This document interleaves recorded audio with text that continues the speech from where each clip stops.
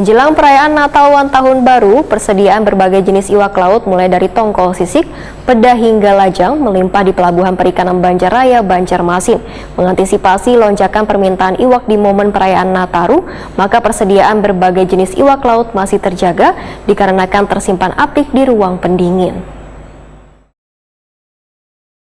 Menjelang perayaan Natal dan Tahun Baru, persediaan berbagai jenis iwak laut mulai dari tongkol sisik, peda, hingga lajang melimpah di Pelabuhan Perikanan Banjaraya, Banjarmasin. Kepala Pelabuhan Perikanan Banjaraya, Banjarmasin Ahmad Zaki Waitakuni Prima TV Baisukan Selasa 20 Desember 2022 memudahkan mengantisipasi lonjakan permintaan iwak di momen perayaan Nataru, maka persediaan berbagai jenis iwak laut masih terjaga dikarenakan tersimpan apik di ruang pendingin. Persediaan iwak yang tersimpan ada sebanyak 90 ton. Ahmad Zaki mengakui bila jenis iwak tongkol sedikit masuk ke Pelabuhan Perikanan Banjaraya lantaran wayah bulan terang hasil tangkapan bubuhan nelayan berkurang.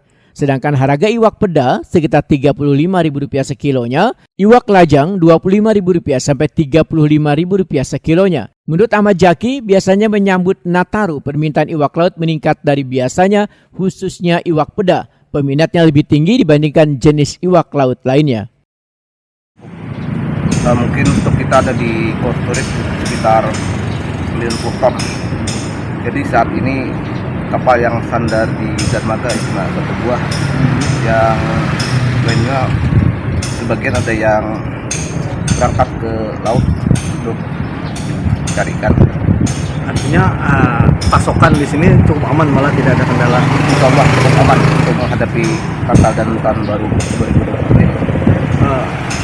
Untuk harga sendiri saat ini berapa Pak? Untuk harga ikan, itu untuk ikan kembung itu berkisar di harga 35 sekarang.